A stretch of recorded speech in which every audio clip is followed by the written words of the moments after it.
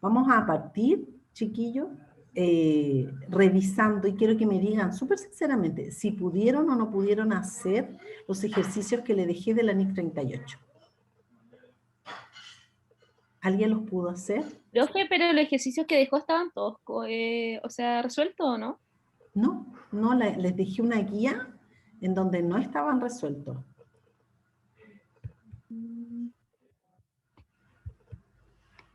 ¿Se acuerdan o no? ¿Los vieron?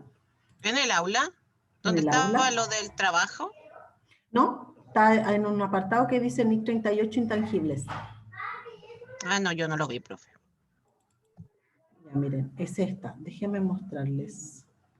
Yo revisé, profe, y estaban las guías, pero con la solución. Mira, déjame mostrarte si es esta. Esta que está acá. Esta. Que habían 4 casos. Y el último, el que tenía la determinación del costo. Esa. Esa es la que tenían que hacer. ¿Alguien la hizo?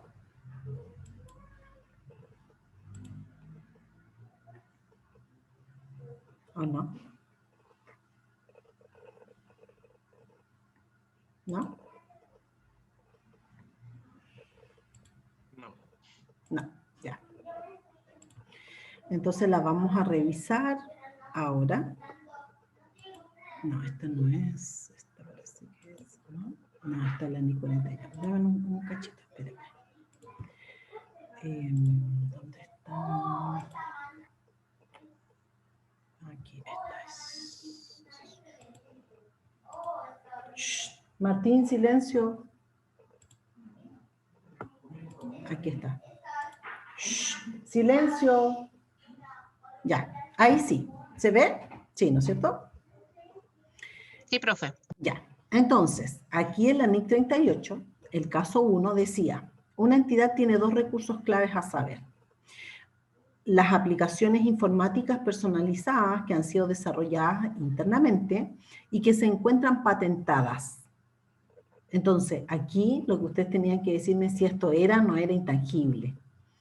En este caso, obviamente, ¿no es cierto?, son aplicaciones informáticas que están personalizadas, pero que han sido desarrolladas de manera interna y además se encuentran patentadas. Por lo tanto, se cumplen las características, se cumple el reconocimiento inicial de un intangible, que ¿cuál es la característica para hacer el reconocimiento inicial de un intangible? Acuérdense que dice, un intangible se reconoce sí y solo sí. ¿Qué cosa? ¿Se acuerdan o no?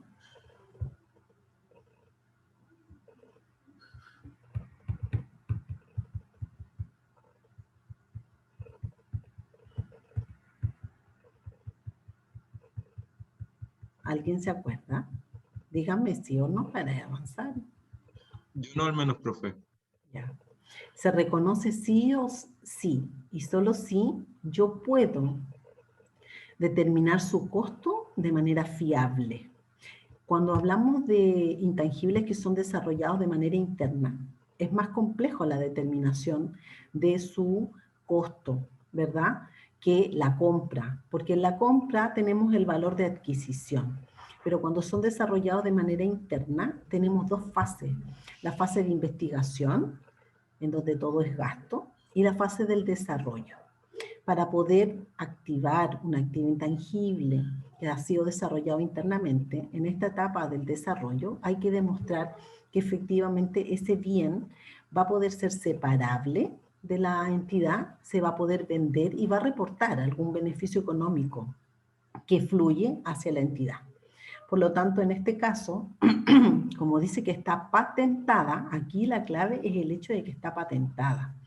Entonces, sí estamos ante un intangible, sí podemos reconocer estas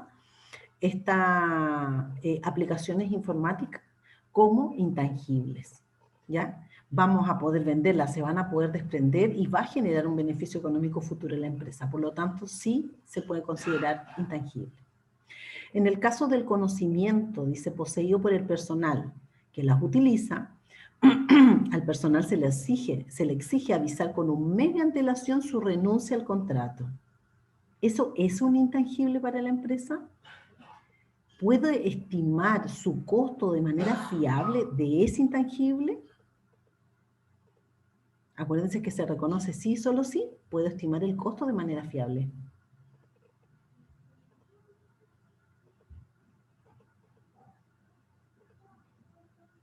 ¿Chiquillos? No, profe. No, pues, claro, porque ¿cómo vas a valorar, darle un valor fiable al conocimiento que tiene cada una de las personas? Y aquí se le pone como un dato, dice, y se les pide avisar con un mes de antelación su renuncia. O sea, aquí por todos lados no es un intangible. En el caso 2 dice, con el transcurso del tiempo, una entidad... Profe, pero lo que sabe cada persona dentro de una empresa no debería estar representado por el sueldo de esta y ahí representar cuánto genera de activo. O también en algunas empresas dan el bono por título, por especialidad y cosas así. ¿No podría contabilizarse de esa forma? No. ¿Por qué? Porque es lo mismo que, es como similar a lo que hablamos de la capacitación, Felipe. Las capacitaciones, ¿no es cierto?, no pueden formar No parte forma del parte de las costo, empresas. claro, porque las personas no Ya entendí. son parte de tu activo. O sea, las personas prestan un servicio, se dice que son el activo más importante o el recurso más importante en una empresa, y es así, pero no puedes tenerlo como parte de tu inventario, ¿entiendes? Por ese concepto. El tema de la remuneración representa más que lo que tú sabes, y este es mi concepto personal, es lo que haces. A ti te pagan por lo que vas a hacer, no solamente por lo que sabes, puedes saber mucho más, pero si entraste a un puesto en donde te dicen, usted haga esto y esto, te van a pagar por lo que estás haciendo, nada más. Así están como establecidos los puestos, o sea, las remuneraciones. Gracias, profe. ¿Ya? Después dice, con el transcurso del tiempo, entonces una entidad estableció una lista significativa de clientes. Se considera que esta lista es muy valiosa para la entidad. Lo mismo. Es una lista de clientes. Sí, es un intangible, ¿verdad? Pero ¿cómo determino su valor de manera fiable? Nos topamos. Vamos de nuevo ahí al mismo punto del reconocimiento inicial. Por lo tanto, en este caso, tampoco es un intangible. Pero, sin embargo, fíjense en el segundo ejemplo. Dice, en enero del 2020 la entidad adquiere una lista de clientes de otra entidad por 100.000. La administración puede vender a tercero esta lista adquirida externamente. Aquí claramente se cumplen las características, que son 3, y además el reconocimiento inicial que podemos hacer de un intangible. Por lo tanto, ahí sí estamos en presencia de un intangible. Después dice, en el 2020 la entidad estima que incurre en costos adicionales de personal por 10.000 para el mantenimiento y desarrollo posterior de esta lista de clientes adquirida de manera externa. O sea, este mantenimiento obviamente que es un gasto, ¿verdad? No tiene nada que ver con la adquisición del intangible.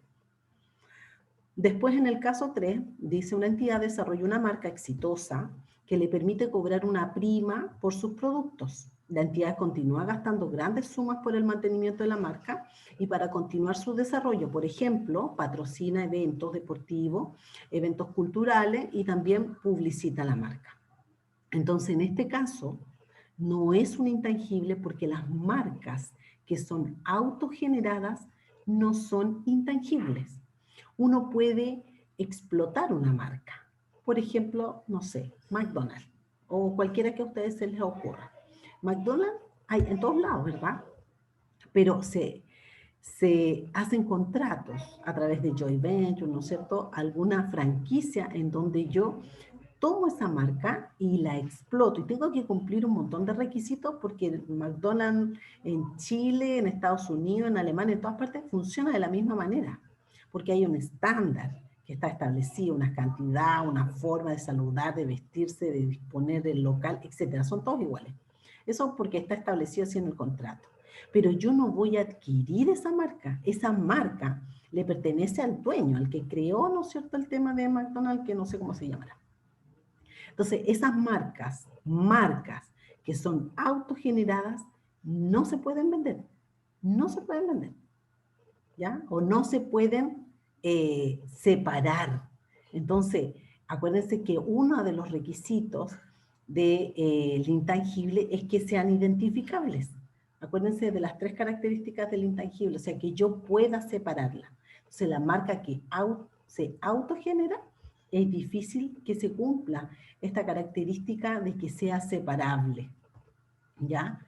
Por lo tanto, las marcas autogeneradas no son intangibles. Pero fíjense en el segundo caso, dice una entidad adquiere la marca de un competidor. O sea, aquí estamos hablando que un competidor que se terminó, se fue a la quiebra y se compra esa marca, ya no existe más. Y dice, en una adquisición separada por 100 millones. La entidad utiliza esta marca para cobrar una prima por los productos que fabrica. Entonces, en este caso, donde yo estoy comprando, no es una marca autogenerada, estoy comprándola de un competidor. Lo más probable es que ese competidor, ¿no es cierto?, ya no exista más, se haya ido a la quiebra, entonces yo compro esa marca. En ese caso, sí se cumplen las características, las 3, y sí tengo además el monto del costo de la adquisición de ese intangible, por lo tanto sí puedo hacer el reconocimiento inicial, que en este caso son 100 millones.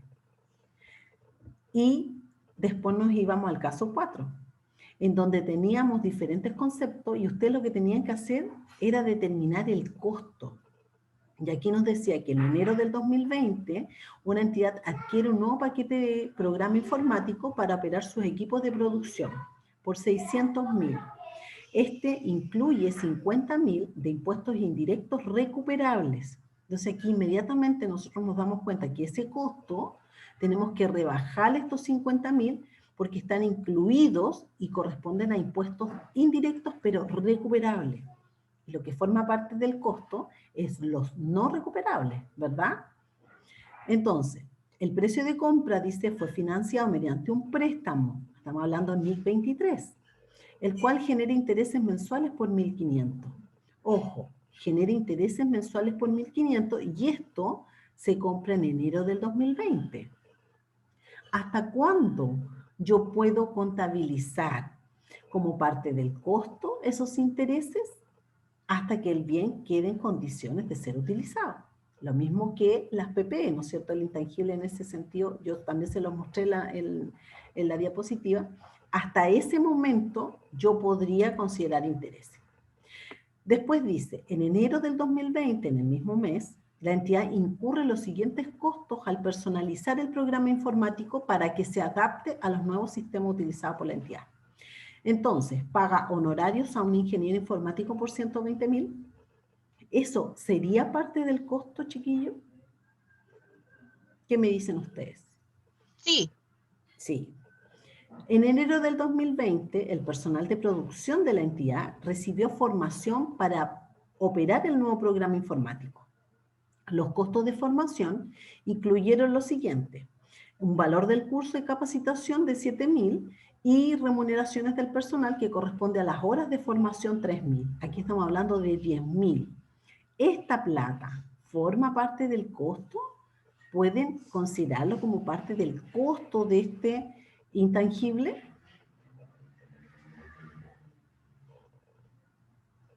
¿Qué me dice?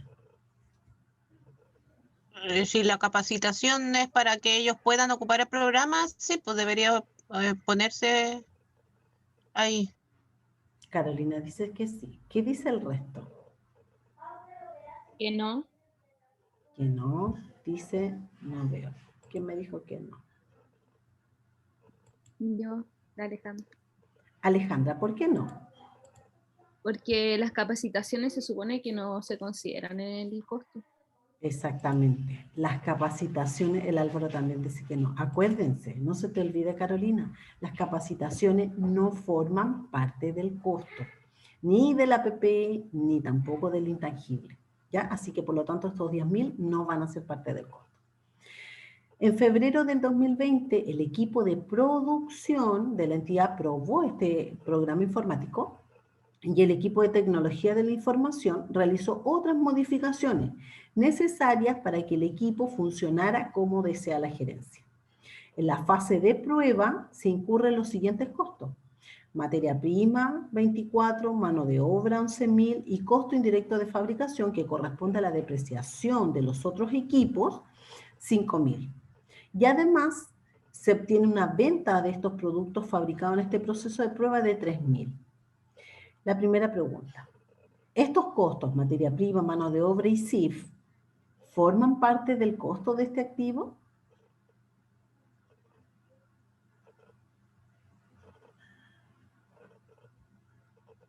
¿Podría repetir la pregunta, profesora? Sí, la pregunta es si la materia prima, la mano de obra y los CIF forman parte. Estos se incurrieron, estos gastos, en la fase de prueba. ¿Forman parte del costo? ¿Los puedo considerar como parte del costo de mi intangible?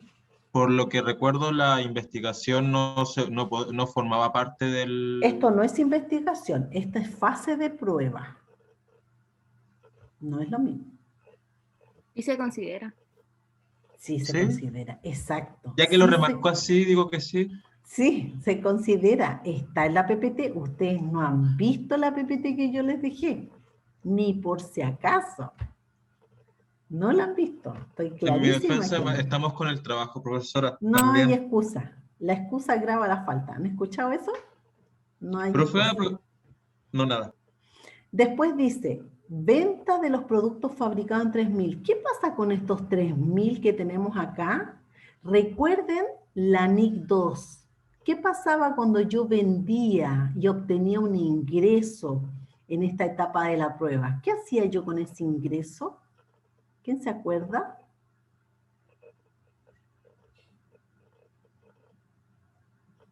Álvaro, ¿Se descontaba o no? Alejandra.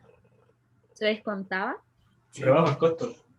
Rebaja el costo, exactamente. Por lo tanto, aquí yo tengo 20, 35, ¿no es cierto?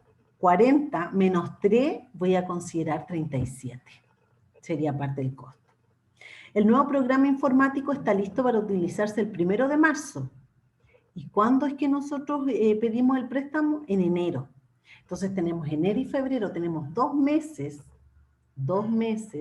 de intereses que podemos considerar 3.000 pesos. ¿Por qué? Porque fue en enero y nosotros quedó listos en marzo. Sin embargo, dice, dado los niveles bajos de pedidos iniciales, la entidad sufre una pérdida por 23.000 al hacer funcionar el programa informático durante marzo. ¿Y cuál era el costo? Entonces, tal como lo vimos, tenemos los 550.000 menos los impuestos recuperables. Tenemos 2 meses de los intereses, tenemos el ingeniero informático que hizo el primer trabajo, ¿verdad? No forman parte del costo, tanto la formación de los usuarios como esas remuneraciones que se van a pagar.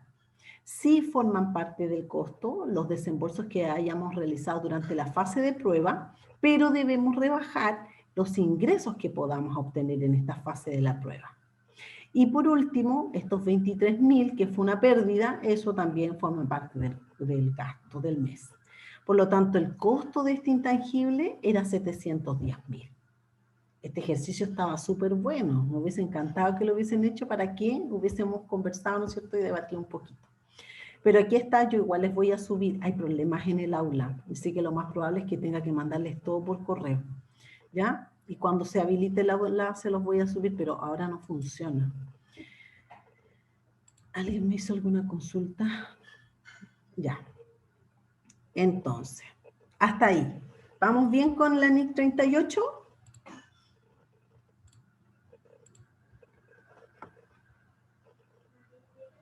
¿Sí? Sí, profe. Ya, súper. Entonces, vamos a ver ahora un poquito de la NIC 41. Recuerden que... uy, acá hay un tremendo error. Aquí dice... Uy, me carga cuando me dicen inglés. Ahí, ahora la vuelta. Listo. Ya, entonces, yo les hago un resumen pequeño, pero esto no significa que ustedes no lean la norma. Ustedes tienen que leer la NIC 41 y se ayudan con esta NIC, con este resumen que yo les hago, ayudándole un poco a la interpretación, ¿verdad? Entonces, la NIC 41 habla sobre los activos biológicos. Entonces, aquí hay que tener claro varios conceptos, ya para poder entender la norma, antes de aplicar, porque la aplicación es súper sencilla, pero hay que entender primero los conceptos. Entonces, dice, esta norma se aplica a los productos agrícolas.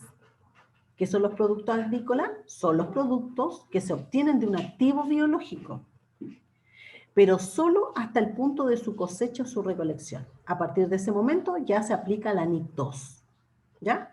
Entonces vean, ¿qué es lo que es un activo biológico? Fíjense aquí, si yo tengo una oveja, tengo ovejas, ¿no es cierto? Mis activos biológicos serían las ovejas. Y el producto agrícola es lo que yo puedo obtener de esas ovejas. Por ejemplo, lana. Cuando yo ya proceso esta lana y obtengo hilo, alfombra, ahí ya aplicamos la NIC 2, ¿verdad? Que es lo que nos dice acá. Veamos en el caso de un ganado lechero. Este ganado sería el activo biológico. El ser vivo, la planta, va a ser el activo biológico. El producto agrícola es lo que yo puedo separar de este activo biológico, el producto, sin procesar, sería la leche. Pero si después yo hago queso, ese queso ya sería NIC 2, ¿verdad? Sería parte de mi existencia, va a ser parte de mi giro, me voy a dedicar a eso. Veamos, por ejemplo, acá los viñedos. Los viñedos serían el activo biológico. ¿Y cuál es el producto agrícola? Las uvas que yo obtengo. Y aplicable, ¿no es cierto?, la NIC 2, ya la transformación de esto sería, por ejemplo, el vino. ¿Me entienden? Entonces, un activo biológico es un animal vivo o una planta. Un animal vivo o una planta.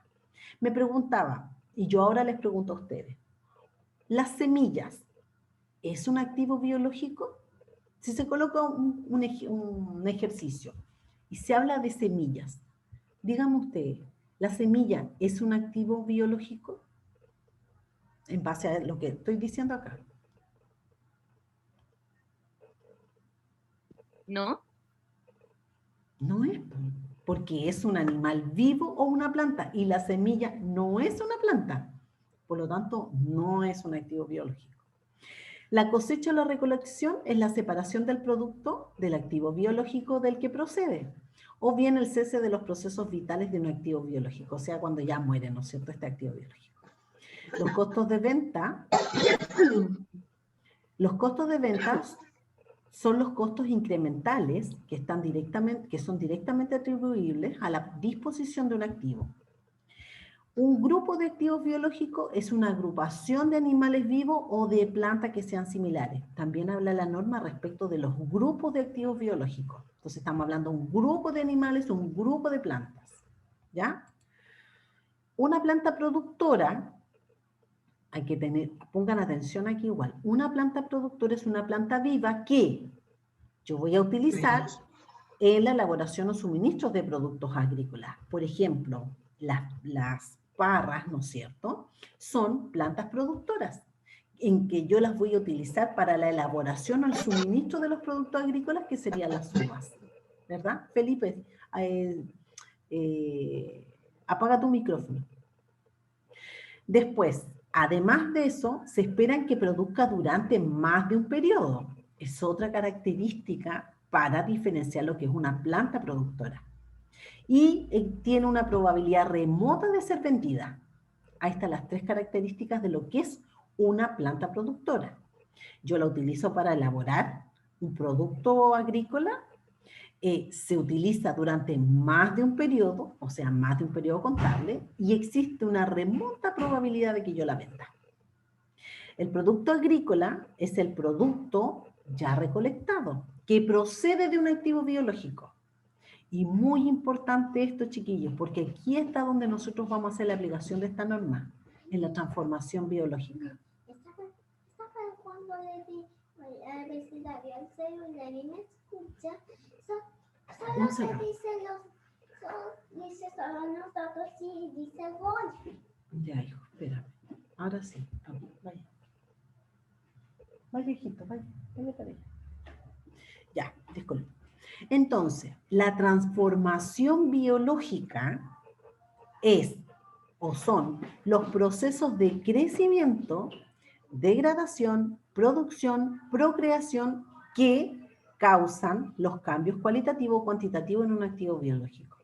Entonces, eso, como tenemos activos biológicos, ¿no es cierto?, seres vivos, plantas, sufren este proceso de transformación biológica. Y es ahí donde nosotros vamos a tener efecto en nuestra contabilidad.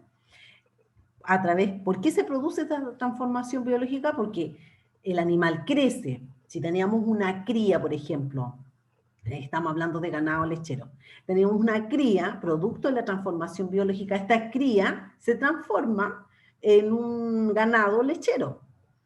También después muere, ¿no es cierto? O puede tener otra cría, que tenemos ahí la procreación, y así vamos aumentando y va afectando nuestra contabilidad a través de esta transformación biológica. Por eso tener muy presente el concepto de la transformación biológica.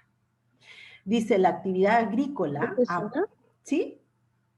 ¿ahí entrarían las forestales también? Las forestales son plantas productoras. Es que no sé, pues si tienen un bosque y cortan, talan y eso lo reparten para vender, ¿no? No, pero es que en el caso de las forestales, ellos, la mayoría de las forestales son pinos, ¿no es cierto? El periodo es más de un periodo. Yo no creo que en un año el pino tenga la altura, el tamaño, el grosor que necesitan para poder venderlo. Sería un activo biológico, una planta viva. No hay un producto agrícola en este caso, pero sí sería un activo biológico, pero no tenemos un derivado de eso, ¿verdad? Solamente sería las plantaciones que tienen ellos. Ya, profe. Después dice, la actividad agrícola abarca una gama de actividades diversas, por ejemplo, el engorde del ganado, la silvicultura, los cultivos. ¿Por qué? Porque yo tengo que incurrir en esos gastos para poder mantener mis activos biológicos como corresponda. Habla también de la piscifactoría. O sea, también estamos considerando aquí estos conceptos. ¿Y qué es lo que es la piscifactoría? Yo aquí les puse una fotito para que les quede más claro, que son instalaciones industriales donde se dirige y se fomenta la reproducción de peces y mariscos. O sea, aquí también estamos hablando, ¿no es cierto?, de un concepto nuevo, porque esto es otro, la floricultura, la acuicultura, ¿no es cierto?, yo entiendo que ustedes los conocen, pero aquí también estamos hablando de una actividad agrícola, esto. Después dice, la transformación biológica da lugar a los siguientes tipos de resultados. Cambios en los activos, tal como les decía, crecimiento, degradación, procreación, u obtención de productos agrícolas tales como, y aquí nos pone un ejemplo. Pero esto es importante, la transformación biológica da origen al crecimiento, la degradación o la procreación. Y ahí vamos a ver nosotros afectados en nuestra contabilidad. La entidad reconoce un activo biológico, veamos este concepto, ¿cuándo se reconoce el activo biológico? O un producto agrícola, porque podríamos tener los dos casos. Cuando y solo cuando la entidad controle el activo como resultado de sucesos pasados. Ya, primer concepto, que yo tenga el control. Segundo, sea probable que los beneficios económicos fluyan hacia la entidad. Segundo concepto. Y el tercer concepto es que el valor razonable o el costo de ese activo pueda ser medido de manera fiable. Por lo tanto, como decía la compañera, si estamos en una forestal, ¿yo debiese hacer reconocimiento de activo biológico por estas plantaciones que tengo? Son activos biológicos, son seres vivos, o sea, son plantas, ¿verdad? Son plantas. ¿Tengo el control? Claro que tengo el control, pues si soy dueña de no sé cuántas hectáreas en el sur, supongamos. ¿Es probable que me reporten beneficio económico futuro y esto fluyan a la empresa? Por supuesto que van a fluir a la empresa. ¿Y el valor razonable o el costo de esos activos se pueden medir de manera fiable? Por supuesto que se puede medir el valor razonable. Yo tengo valor de mercado. ¿Existe un mercado activo para la venta de esos árboles? Entonces sí cumple las características de un activo biológico. En la actividad agrícola, dice el párrafo 11, Gabriel, dime Gabriel. Profe, ¿una mina o un pozo profundo son intangibles o activos biológicos? No es un pozo profundo, no es un ser vivo ni es una planta, por lo tanto no cumple las características de activo biológico. Eso lo llevo entonces por el costo como intangible, porque igual se tienen que hacer cosas para descubrir un pozo profundo. Sí, pero ¿por qué lo llevarías como intangible? Si no es intangible, es tangible. ¿Cómo, Un pozo. cómo con cuál se reconoce, con qué norma es? Claro, es que si tú me dices, es que me pusiste dos caracteres, por eso te preguntaba, ¿por qué? Veamos cuál es el giro de la empresa, ¿a qué se dedica? ¿A descubrir pozos? ¿Esa es su actividad? Ah, no, me preguntaba, por ejemplo, en la venta de agua. Ya, en la venta de agua, ¿ya? Eso, profe, no, pero sí me Es equivoqué. que no entiendo. Por ejemplo, si hay empresas que se dedican a hacer pozos, ¿no es cierto? Y esa es su actividad. Y por todo eso es parte de su existencia, es su giro. Ahí vaya a aplicar NIC2. Es venta nomás. Pero un pozo, una mina, no entra en la categoría de la NIC 41, porque la NIC 41 solamente está acotado a las plantas o a los seres vivos, ¿ya? Y tampoco serían intangibles. ¿Por qué? Porque son cosas que yo puedo tocar. Tienen material, o sea, son sustancias materiales. Por lo tanto, no aplicaría tampoco la 38.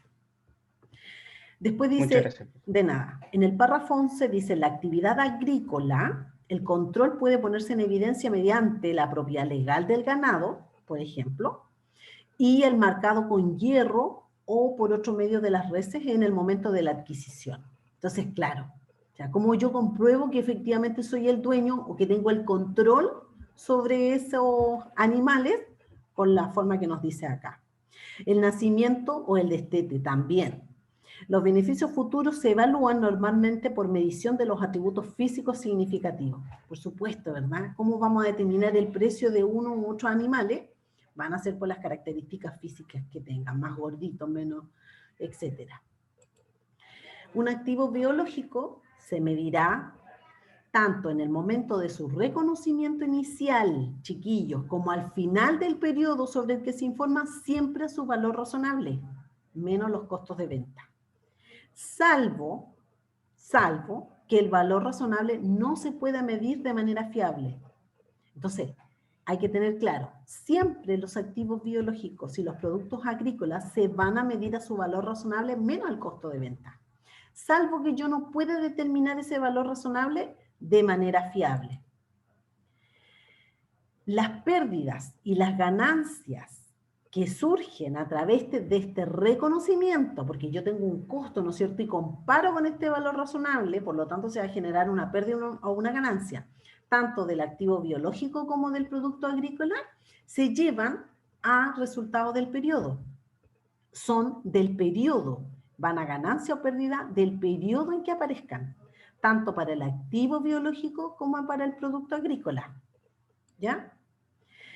Dice, en el caso de los activos biológicos, para los que no están disponibles precios de mercado, o sea, no tengo un valor razonable, y para los cuales se haya determinado claramente que no son fiables otras medidas alternativas de valor razonable, estos activos biológicos se van a medir a su costo menos la depreciación acumulada y cualquier pérdida acumulada por deterioro de valor. O sea, si yo no tengo para el activo biológico, no para el producto agrícola, para el activo biológico un valor razonable que pueda medir de manera fiable, voy a llevarlas al costo menos la depreciación acumulada, menos el deterioro. ¿Hasta cuándo? Hasta que yo pueda determinar de manera fiable el valor razonable, tal como dice aquí. Una vez que el valor razonable está activo, pase a medirse de manera fiable, la entidad debe medirlos a su valor razonable menos los costos de venta o los costos necesarios para producir la venta. Entonces aquí siempre manda la medición va a ser inicial o posterior al valor razonable. Salvo que yo no pueda determinar ese valor razonable. Y si estoy hablando de activos biológicos, es decir, de la planta o del animal, Voy a utilizar el costo menos depreciación acumulada menos deterioro. ¿Ya? Eso es un pequeño resumen de lo que nos dice la NIC 41.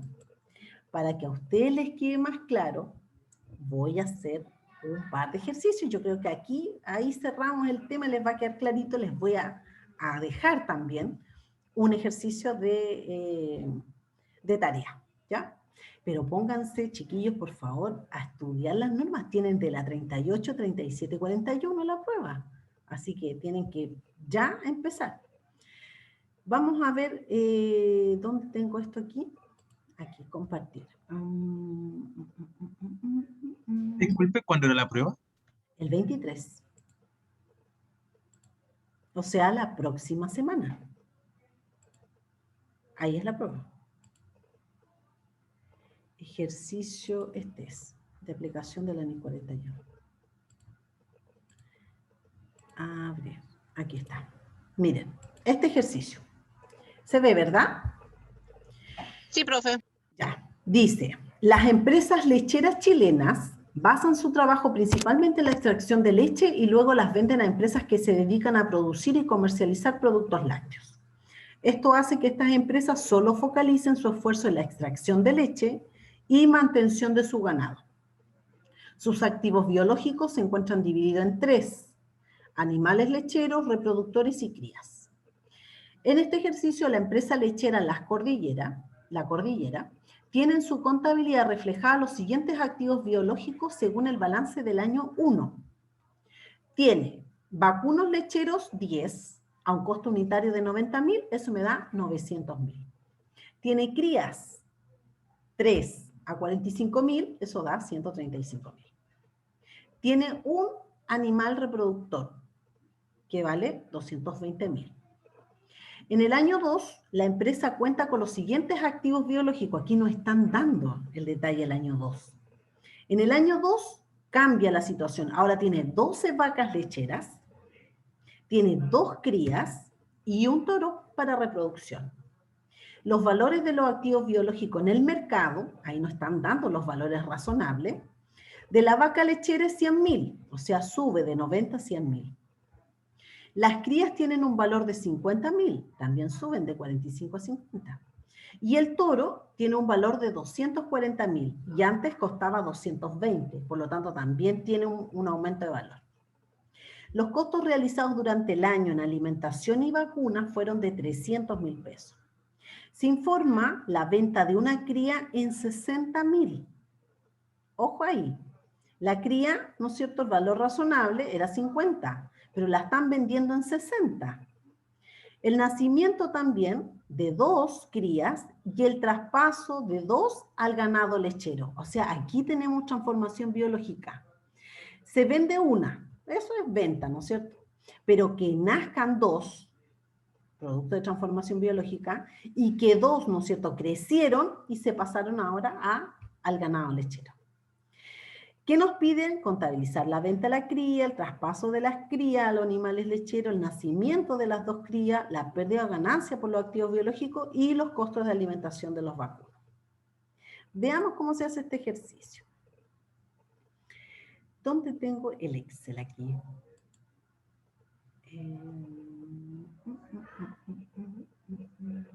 Aquí está. Listo. Entonces yo pegué aquí los datos del año 1, ¿no es cierto? Esto es lo que nos decía el ejercicio.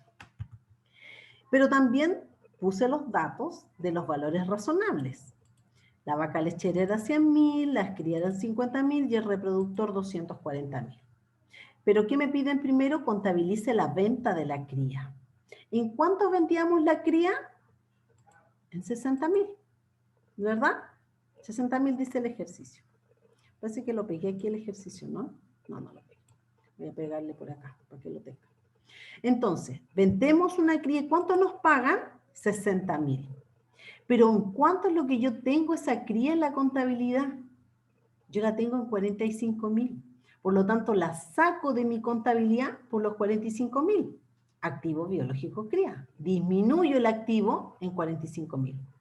Pero se genera una diferencia, ¿no es cierto?, de 15.000.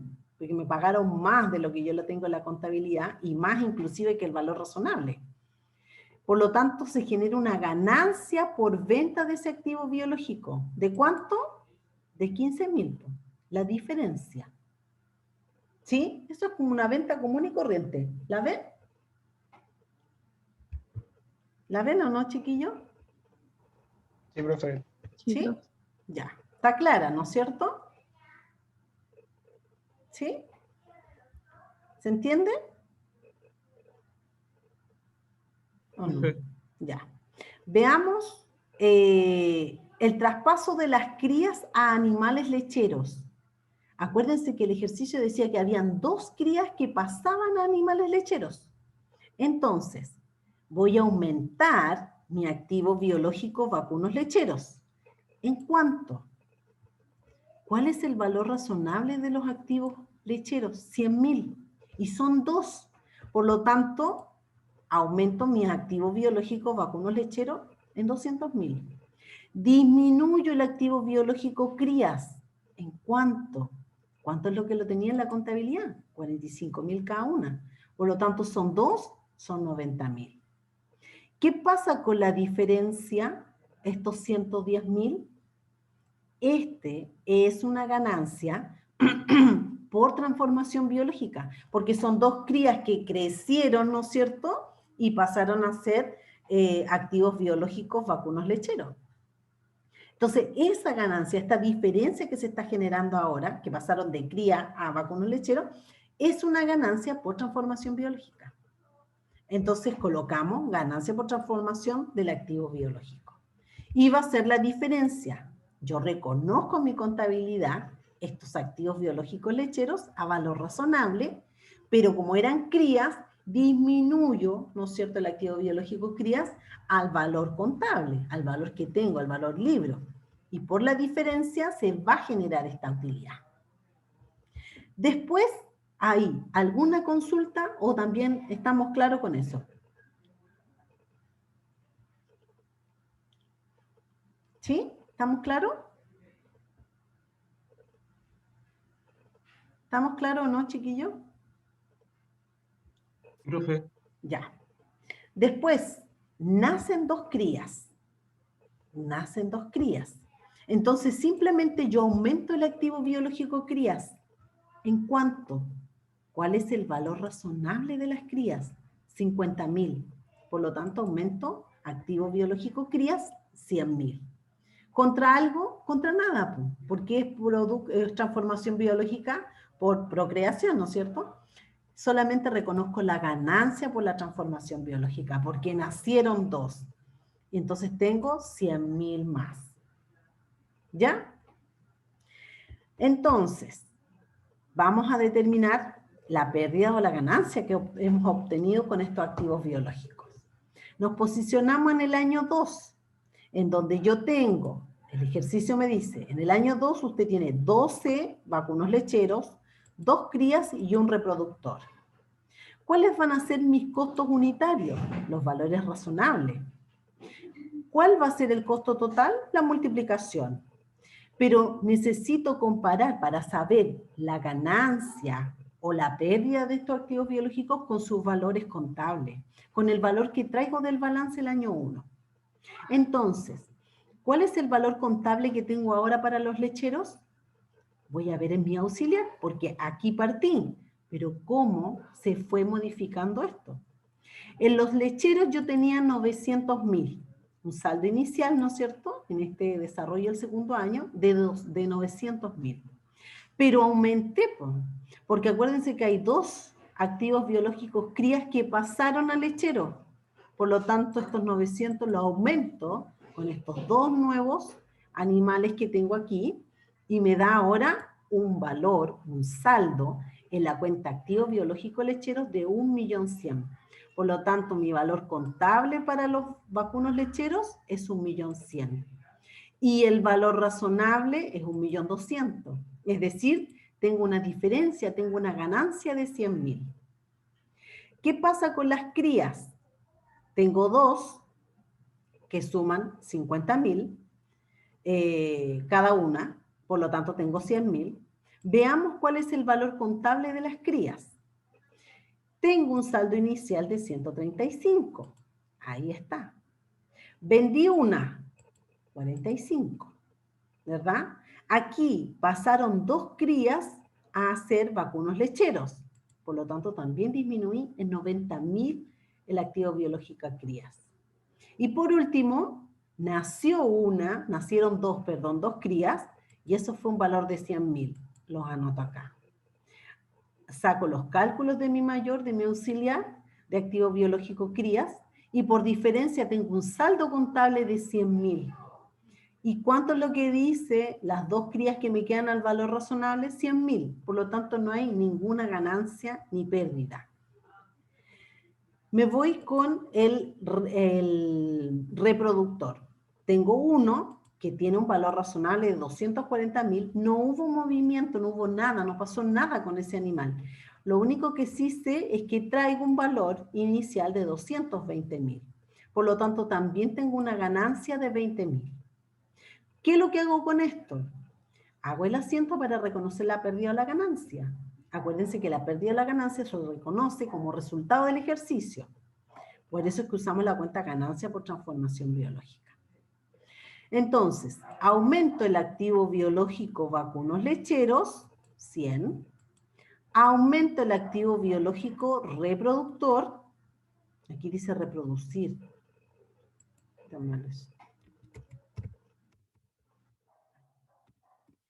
¿Por cuánto? Por 20.000, ¿no es cierto? Por lo tanto, tengo una ganancia por transformación biológica de 120.000, que es el valor que tenemos ahí.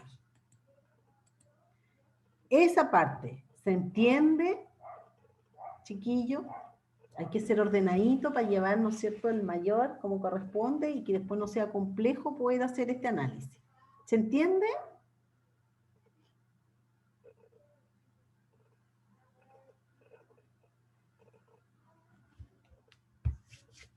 ¿Se entiende o no, chiquillo? Sí, profe, se va entendiendo. Sí, Felipe. Alejandra, ¿se entiende? Sí, pero igual está medio complicado. Lo que O sea, es pasa que cuando cambian de cría a ¿cómo se llama? a vacunos lecheros, Ujú, cuando sí. nacen, sí, por eso les decía, el tema está en la transformación. Y fíjense que siempre, ¿no es cierto?, es ganancia por transformación biológica, salvo en el primer caso, que aquí solamente hay una venta, por lo tanto la cuenta es ganancia por venta del activo biológico. Pero es la transformación biológica la que nos va moviendo la contabilidad. Por eso es que hay que poner ojo y entender bien eso. Es la transformación biológica que es propia de los seres vivos. Ya nace, crece, se muere. Pues. Entonces, por lo tanto, se reproducen. Por lo tanto, esa transformación biológica es la que nosotros va a ir afectando nuestra contabilidad. Pero siempre, siempre, el reconocimiento es al valor razonable. Siempre, salvo que yo no lo pueda determinar de manera fiable. Por lo tanto, ahí no es complejo, porque siempre ustedes van a ocupar valor razonable. No hay dos modelos, no es que opte por el modelo del costo o el modelo revaluado, no. Siempre es valor razonable. El tema es tener claridad y ser ordenado, ¿no es cierto?, en hacer este traspaso. La cría crece, por lo tanto pasa a una vaca lechera. Nace en una, tengo que reconocer y aumentar el valor, ¿no es cierto?, del activo biológico cría, etc. Y por último, los costos que eran de alimentación, es un gasto del periodo. Por lo tanto, hay solamente costos de alimentación y vacuna a cualquier forma de pago, en este caso banco, ¿verdad? Y eran 300.000. ¿Ya? Ahí hay un ejercicio, también se los voy a subir. Veamos otro. Aquí vamos soltando la mano. Este parece que es...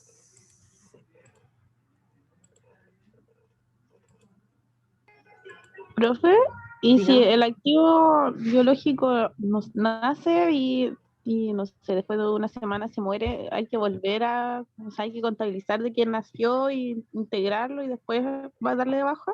Exacto, exacto. Ya. ¿Sí? Tal cual tú lo dices. Y es súper importante hacerlo.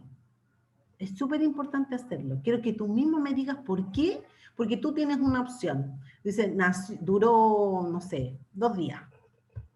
No lo contabilizo. Pero ¿por qué es importante sí contabilizar y después hacer la baja? ¿Por qué?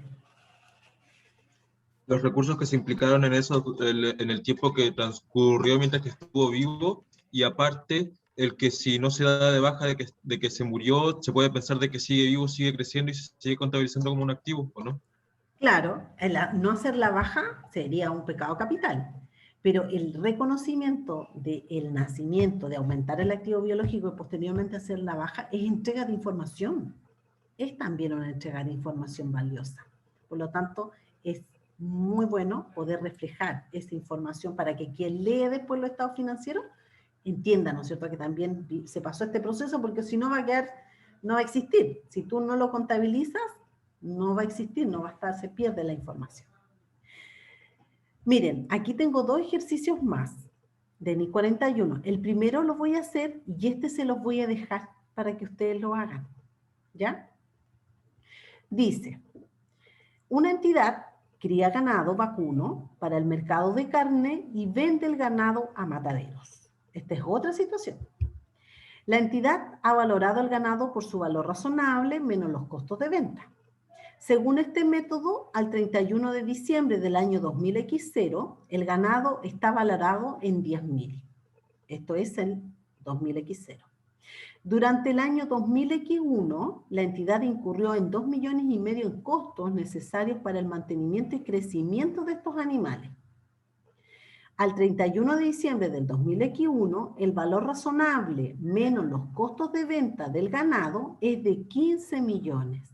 ¿Qué tenemos ahí, chiquillos, al tiro? ¿Qué tenemos? ¿Qué pueden reconocer ahí? Si nos dicen que al 31 de diciembre del 2000X1, el valor razonable menos los costos de venta es de 15 millones. ¿Cuánto es lo que teníamos antes?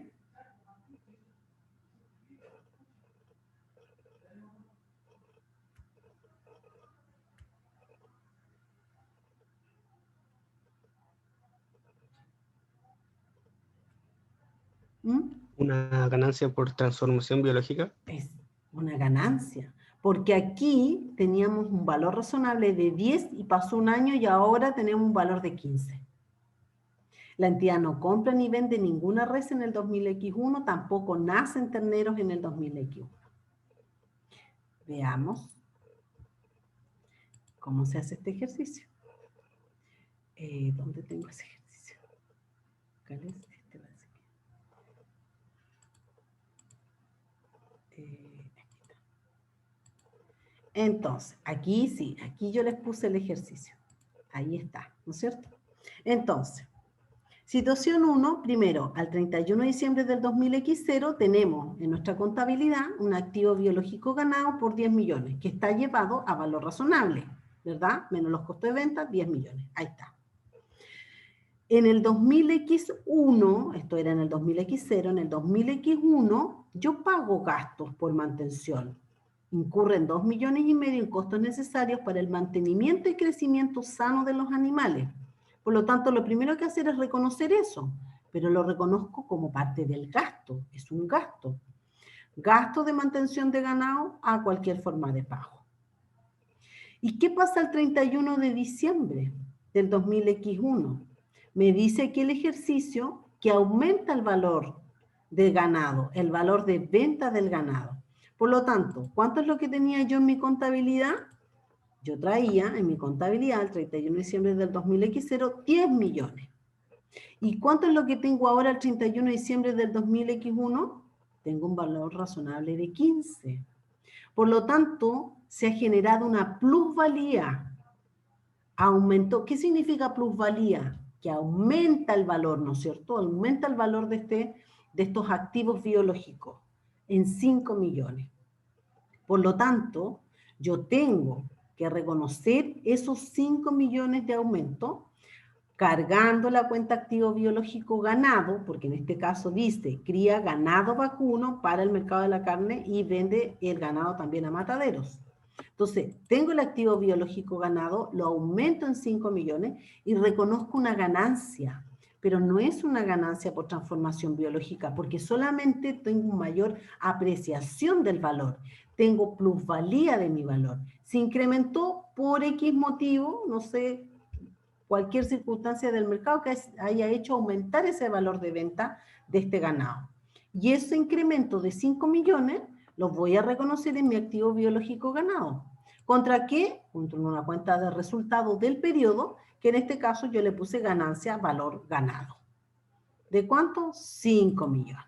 Entonces ahí reconozco y esto va en resultado del periodo. ¿Queda claro ese ejercicio?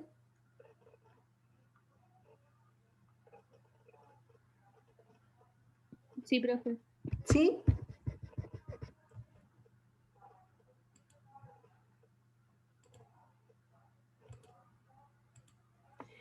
Este ejercicio número 2 dice, una empresa compra 100 cabezas de ganado en una subasta por 100 millones. Esto pasa en junio del 2014. En diciembre del 2014, el valor de mercado de este ganado se incrementa a 110 millones. ¿Qué tenemos ahí, chiquillo? Al tiro, ¿qué tenemos? Una ganancia. Una ganancia de valor, ¿no es cierto? Por incremento, por aumento de plusvalía. El número de cabezas de ganado se mantiene constante, o sea, siguen siendo las 100 cabezas de ganado. Pero el 15 de junio del 2015, al año siguiente, o 6 meses después en realidad, fueron sacrificadas 42 cabezas de ganado. El costo de la faena de estos animales fue de 4.200.000. Ese costo de faena es un gasto, ¿verdad? 4.200.000. El valor de mercado de las reses faenadas en ese día fueron 48.300.000, pero tienen un costo de transporte a los puntos de venta de 1.300.000. Por lo tanto, ¿cuál sería el valor razonable de estas 42 cabezas de ganado faenadas? ¿Los 48.300.000? ¿O no?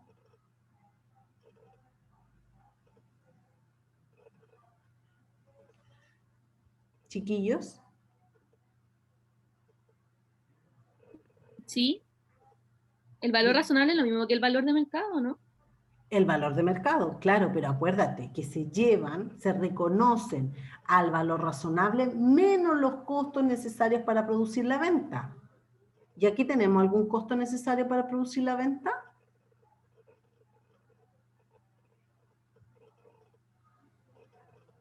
El costo de transporte, ¿o no? Exacto. Por lo tanto, aquí son 48.300.000 menos el 1.300.000, te va a quedar en 47 millones. Porque tienes un costo en transporte a los puntos de venta estimados de 1.300.000. Y eso tienes que rebajarlo. Como la NIC 2, ¿se acuerdan? Por lo tanto, aquí son 47 millones. ¿Qué piden? Piden determinar el valor de las 58 cabezas de ganado restantes. Eso es lo que se está pidiendo en este ejercicio. Ya, eso lo tienen que hacer para la próxima clase, pero háganlo, chiquillos, por favor, que vamos a estar ya contra el tiempo, o sea, nos vamos a ver el martes y el miércoles la prueba, así que esta cuestión tiene que estar súper clara. Repasen este ejercicio, estos ejercicios que les pasé de la NIC 41, repasen la PPT. Y los de la NIC 38, por supuesto, que también tienen que repasar, ¿sí? Esas 42 cabezas de ganado se tienen que dar de baja, ¿o no? Claro, claro.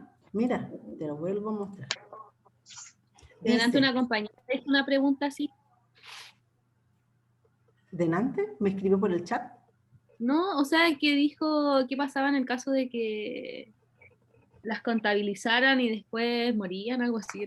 Ah, no, pero es que era, no, ella ¿No era dijo, lo mismo? no era lo mismo, dijo que aquí nacían y duraban muy poquito tiempo y se morían. Una cría, ya. era una cría. Entonces yo le decía que efectivamente hay que contabilizar la cría y la baja. Pero en este caso es que fueron sacrificadas 42 cabezas de ganado. Se van a inventario. Entonces, el costo de la faena de los animales fue de 4.200.000.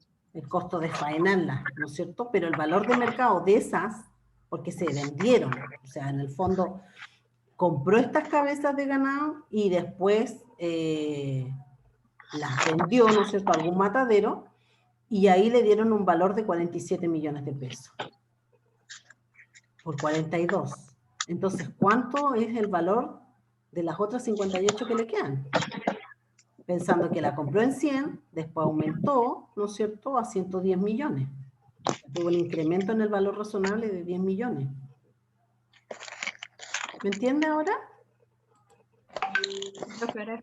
Ya. Entonces, NIC 38, lo vimos. Hicimos ejercicio. Les dejé una guía que no pescaron ni por si acaso. Pero yo sé que la van a revisar. NIC 41, lo van a ver mañana con Maritza. Y van a hacer más ejercicio, lo más probable, y van a revisar en detalle. Pero esto que yo les acabo de explicar hoy día, los conceptos que tienen que tener claro. Les dejo un ejercicio para que se cabeceen y lo logren, no importa que no lo terminen, pero traten de hacerlo para que lo podamos revisar. Ahora, como nos queda todavía tiempo, vamos a revisar rápidamente algo de la NIC 37. ¿Ya? ¿Nos podría contestar algunas dudas del trabajo? Las contesté al principio, Felipe, usted se conectó tarde. Por favor. Sí, las contesté al principio, usted se conectó tarde. Al final, le contesto las consultas. ¿Le parece? Ah, ya. Sí, justamente era porque pensé que estamos llegando al final. Gracias. Ya. No estamos llegando al final porque estamos contra el tiempo y yo no he visto nada con ustedes de NIC 37. Entonces, hice esta pequeña presentación que quiero revisarla y revisarles una guía que les tengo con 4 ejercicios de NIC 37, ¿ya? Entonces, chiquillos, la NIC 37 nos habla de las provisiones, de los activos y los pasivos contingentes. Al final, supongo que la Maritza se los tiene que haber mostrado un cuadrito, ¿no es cierto?, donde sale para diferenciar entre una provisión, un activo y un pasivo. ¿Les pasó ese cuadrito, Sí, no? lo vimos la semana pasada, profe, hicimos ejercicios también de eso. Ya, perfecto, súper. Por eso yo les voy a dejar 4 ejercicios más para que sigamos soltando la mano. Entonces, cuando hablamos de la NIC 37, ¿qué es lo que busca? ¿Cuál es el alcance de esta norma? Es que utilicemos correctamente, podamos realizar correctamente el reconocimiento, la medición de ¿qué? De los pasivos contingentes, de los activos contingentes y de las provisiones. Nos define qué es lo que es provisión. Un pasivo en el que existe incertidumbre acerca de su cuantía o vencimiento. ¿Qué es lo que es un pasivo? Un pasivo es una obligación presente, pero que surge de un suceso pasado. Y nos da algunos ejemplos. Las cuentas por pagar son pasivos, las letras, las remuneraciones por pagar, los seguros por pagar, los acreedores, los proveedores, etc. Y nos define también lo que es un suceso. Es aquel que da origen a la obligación, es del que nace una obligación de pago, y esta obligación puede ser de tipo legal o implícita. Vamos a ver más adelante, con un ejemplo yo les voy a decir para que les quede súper claro lo que es esta obligación implícita.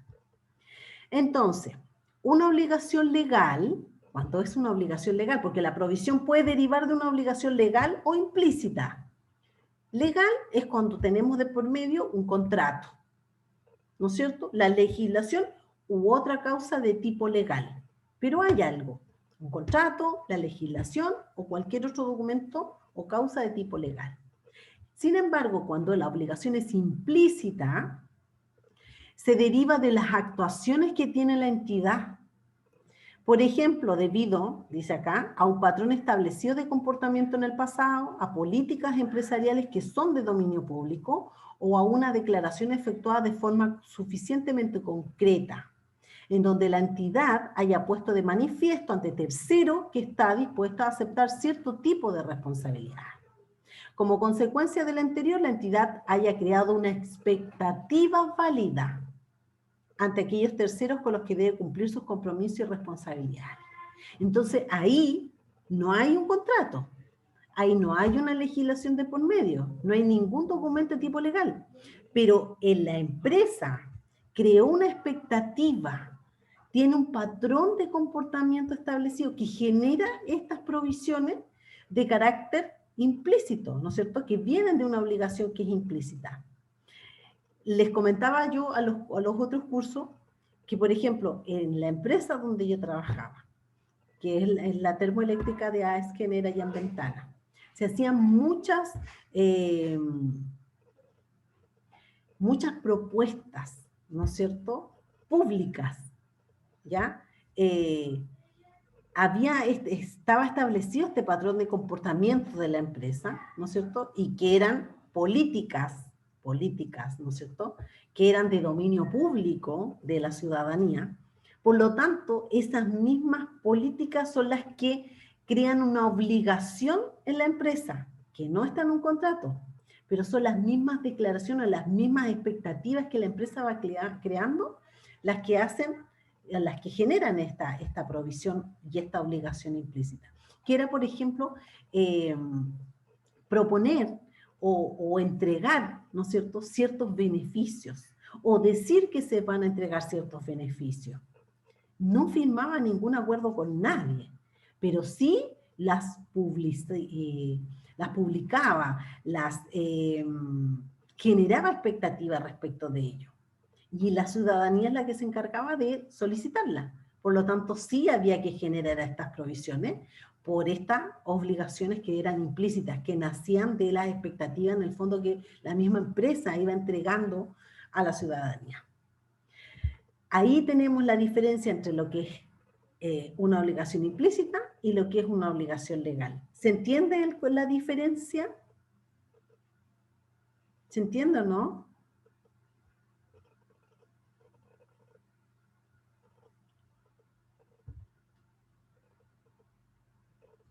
Creo que se entiende bien, al menos yo. ¿Ya? ¿El resto lo entiende? ¿Sí o no? Ya, pues chiquillos, respóndanme. Sí, profe. Y profe, Ya. Después, un pasivo contingente es una obligación posible que también surge obviamente de un suceso pasado y cuya existencia debe ser confirmada solo por la ocurrencia o la falta de ocurrencia de uno o más hechos futuros. Y también puede ser una obligación presente, o sea, puede ser una obligación posible o una obligación presente, que surge de un suceso pasado que no se ha reconocido contablemente. ¿Por qué? Porque no es probable que para satisfacer esa obligación presente nosotros generemos una salida de recursos o el importe de la obligación no se pueda medir de manera fiable. Entonces, ahí estamos ante un pasivo contingente. Puede ser una obligación presente o una obligación posible, pero se dan estas características, que no es probable que yo tenga que desembolsar dinero, recursos, ¿no es cierto?, para poder satisfacerla, y que el monto de la obligación pueda ser medido de manera fiable. Y aquí como ejemplos de pasivos contingentes están los juicios pendientes o los proyectos de leyes. Ahí tenemos ejemplos de pasivos contingentes. El activo contingente, ¿no es cierto?, es un activo de naturaleza posible que surge también de un suceso pasado y cuya existencia ha de ser confirmada solo por la ocurrencia o en su caso por la no ocurrencia de uno o más eventos inciertos en el futuro, que no están enteramente bajo el control de la entidad. Y aquí les puse como ejemplo una reclamación a través de procesos legales que la empresa haya podido emprender y cuyo desenlace final sea incierto. O sea, yo empresa estoy demandando a un tercero, a un proveedor, etcétera, a quien sea. Entonces yo ahí estoy ante la presencia de un activo contingente. El tema es que ese activo contingente, si es favorable, cuando se genere y a mí me indemnicen, yo ya no tengo un activo contingente. Voy a tener un activo, voy a tener el dinero que me va a entregar, por ejemplo, por la indemnización. Entonces, el activo contingente nunca se contabiliza. Nunca se contabiliza porque se transforma después, si es favorable, finalmente en un activo. La entidad no debe proceder a reconocer ningún activo contingente, solo lo deja desglosado o lo revela, ¿no es cierto?, a través de las notas. No obstante, dice, cuando la realización del ingreso sea prácticamente cierta, el activo no es de carácter contingente, por lo tanto se reconoce, claro, porque si la demanda me sale favorable, yo ya no tengo un activo contingente, no tengo algo posible. Es cierto, me van a entregar la plata. Y cuando me la entreguen, yo hago el ingreso a la caja, al banco, qué sé yo. Por otro lado, también tenemos los contratos de carácter oneroso, que es todo contrato en el cual los costos inevitables de cumplir con las obligaciones que conllevan este contrato son mayores que los beneficios que se esperan. O sea, un contrato oneroso, en el fondo un contrato donde me sale más caro, ¿no es cierto?, el costear, el pagar, que los beneficios que voy a obtener. ¿Cómo se hace el reconocimiento de las provisiones? Las provisiones se reconocen cuando la entidad tiene la obligación presente que viene de un suceso pasado, cuando es probable, esto es súper importante, probable que la entidad tenga que desembolsar recursos que le podrían haber reportado beneficio económico futuro, y además que esta provisión se puede estimar de manera fiable, el monto. Esas tres características, cuando analicen las provisiones, sobre todo los ejemplos que yo les voy a dejar, tienen que tener ojo, que se cumplen las tres características. Hay una obligación presente que viene de un suceso pasado. Es probable que yo tenga que desembolsar recursos que podrían haberme reportado un beneficio económico futuro. Y puedo estimar fiablemente el monto que tengo que pagar de la provisión.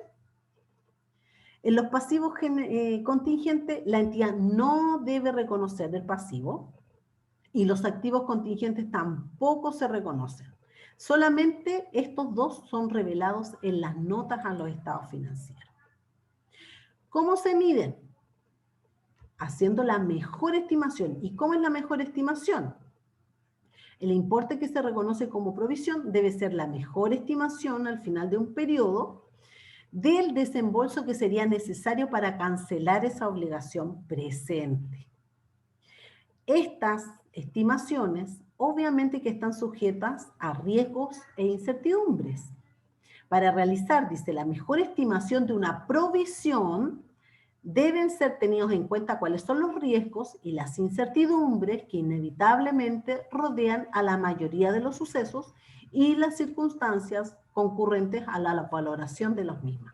Porque como estamos haciendo una estimación, lo más probable es que hayan hecho situaciones, riesgos, que pueden hacer variar el monto de nuestra estimación. Pero es una estimación. O sea, yo puedo después pagar de más o pagar de menos respecto a la estimación. Por eso es que creo esta provisión, ¿no es cierto? Y tendré que ajustar la provisión solamente. Cambio en el valor de las provisiones. Las provisiones deben ser objeto de revisión siempre al final de cada periodo y ajustarse consiguientemente para reflejar en cada momento la mejor estimación disponible. En caso de que no sea ya probable la salida de recursos, o sea que no se cumplen las tres características de esta provisión, para cancelar la obligación, dice, se procede a liquidar o a revertir la provisión. Acuérdense que cuando usted hace la provisión, ponen un gasto contra la provisión. Si yo ya veo que no es probable que tenga que desembolsar recursos, entonces no se están cumpliendo las tres características de la provisión. ¿Qué es lo que hago? Reverso la provisión. La reverso. ¿Y ahí qué tendría? ¿Tendría que revelar algo en notas, chiquillos? ¿Esa provisión pasaría a ser qué? ¿Qué pasaría a ser esa provisión? Si yo ya, no es probable ya que yo tenga que desembolsar recursos económicos. ¿Qué es lo que pasa a ser la provisión? Y que la tengo que revelar en la nota, pasaría a ser un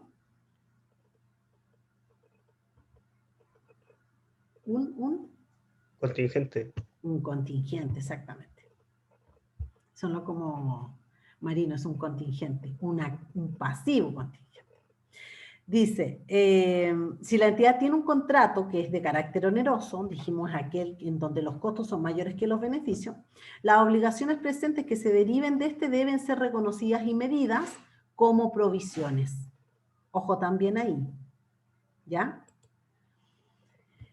Ejemplo. Veamos este ejemplo. Dice, determine si si debe existir reconocimiento de una provisión. Pongan atención. Una empresa de manufacturas ofrece a los compradores de sus productos garantías en el momento de realizar sus adquisiciones. En virtud de las condiciones del contrato de venta, la empresa manufacturera se compromete a subsanar, por medio de la reparación o de la sustitución de los productos, los defectos de fabricación que se pongan de manifiesto en el transcurso de 3 años, desde el momento de la transacción. Según la experiencia pasada, es probable, es decir, es más posible su ocurrencia que lo contrario, que se presenten algunas reclamaciones en el periodo de garantía. Aquí, ¿hay que reconocer una provisión? ¿Qué me dice? Así son los ejercicios de tipo prueba. ¿Hay que reconocerlo?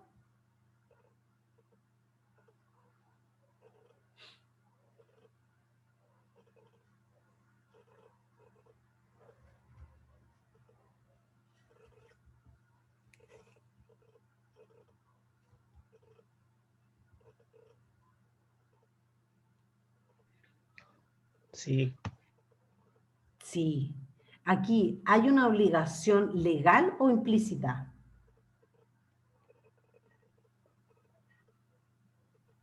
Legal. Tenemos dos, legal e implícita. ¿Qué dice el resto? ¿La obligación es legal o implícita? ¿Legal? O sea, espera, depende. ¿El ofrecer a qué se refiere con ofrece? ¿Ofrece de palabra o está dentro de un contrato estipulado de que tiene que hacerlo? Aquí dice, pues. En virtud de las condiciones del contrato, entonces Le- Perdón, Es una no, obligación parte legal, porque legal. ya hay un contrato. Exacto, exacto. Hay un contrato de venta. Si hubiera sido de palabras implícitas. Exactamente. Sí, es implícita cuando genera la expectativa. O sea, si va y lo publicita, no queda estipulado ningún contrato que uno firmó, pero sí aparece un comercial donde dice, nosotros le devolvemos el dinero si encuentra algo más barato. Eso Profe, es disculpe, implícito, ¿o y no? en el caso de la publicidad de Telepizza, que en un país, creo que Dinamarca, Telepizza es una publicidad que si te tatuaba su cosa durante una semana, ¿Qué? si te tatuaba el eslogan de Telepizza por una semana en no me acuerdo qué país, podías tener pizzas ilimitadas por el resto de tu vida. Podías ir a comer todos los días gratis por el resto de tu vida. Entonces quería saber ahí cómo sería la provisión para eso. No sé cómo habrán hecho las estimaciones ellos. Hay que ir a analizar cómo Pero hicieron la ahí ya se tendría que estimación hacer de con los base en las clientes. estimaciones de... Claro, por supuesto. O sea, ellos tienen que tener análisis para poder estimar de manera fiable el monto de la provisión. Tienen que haber Y hecho eso algún sería, y en ese estudio, caso que fue por alguna... comerciales y todo, ¿sería legal o implícita? Depende, depende, yo no sé, faltan detalles. Si eso ellos lo Ay, establecen con un contrato y hacen firmar un acuerdo, un documento, o simplemente queda en esta publicidad y en esta generación de bueno, expectativa. cuando esté estudiando, le averiguo mejor el caso y le pregunto en la próxima clase. Mejor. Bueno, Gracias. nos comenta. Entonces, dice aquí, lo que acabamos de analizar, existe una obligación presente como consecuencia de un suceso pasado que dio origen a la misma, ¿verdad? Que es la venta de estos productos y si hay defectos nosotros le vamos a reparar por 3 años. El suceso que da origen a la obligación es la venta del producto con garantía, la cual hace que se produzca la obligación legal. Hay una salida de recursos que incorporen beneficio económico. Resulta probable para el conjunto de la garantía a los compradores. Exactamente, también tenemos, ¿por qué? Porque el cubrir, ¿no es cierto? Yo le reparo, le cambio, significa que va a tener un desembolso de recursos. Entonces, se reconoce la provisión por el importe de la mejor estimación de los costos de reparar o de sustituir los productos vendidos antes de la fecha del balance. Eso queda en los párrafos, el respaldo lo pueden buscar párrafo 14 y 24. En resumen, que este cuadrito ustedes lo vieron, ¿verdad? Es este mismo que revisaron. ¿no es cierto? Sí, profe. Ya. Entonces, aquí es súper fácil. Si es probable, yo tengo una provisión. Si es posible, no tengo una provisión, tengo un pasivo contingente. Y si es remota, no muestro nada. Si es probable, tengo una provisión y contabilizo la provisión. Si es posible, no tengo la provisión, pero revelo en notas. Y si es remota, no hago nada. Entonces tenemos probable, posible o remota. Probable, posible o remota. ¿Ya? Y en el caso de los activos, ¿no es cierto? Cuando la entrada es prácticamente cierta, no tengo ningún activo contingente, porque voy a reconocer el activo nomás. La entrada de beneficio económico es probable, pero no prácticamente cierta, no se reconoce, pero sí revelo en las notas. Y la entrada de beneficio no es probable, no hay ningún activo, ni tampoco se revela ningún tipo de información. Eso es lo que tengo, me queda. Déjenme lo último, por favor, mostrarles, por favor, chiquillos, que son los ejercicios que les quiero dejar de la NIC 37.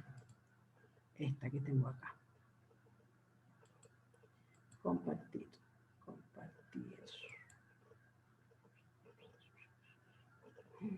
¿Dónde está? ¿Dónde está? ¿Por qué no lo veo? Esperen un cachito. Esto lo voy a hacer.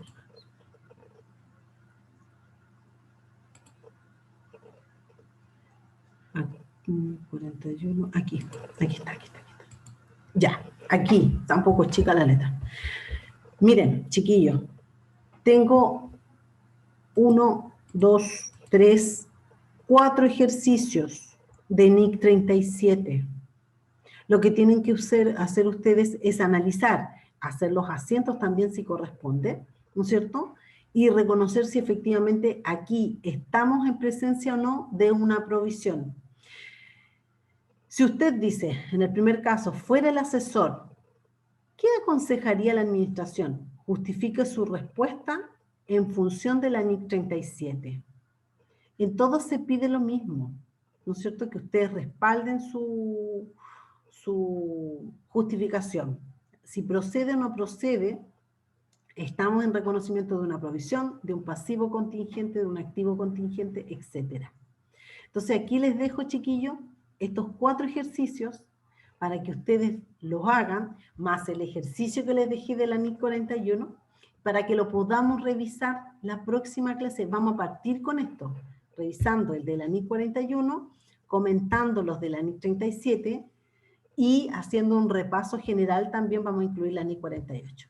Les voy a subir cuando habiliten el aula un rosco que tengo, que es de la 37, de la 38 y de la 41, para que por favor también lo hagan, porque ahí hay términos, ¿no es cierto? Hay refresh de la norma, ¿ya? Pero ese rosco incluye las 3 normas, así que se los voy a subir.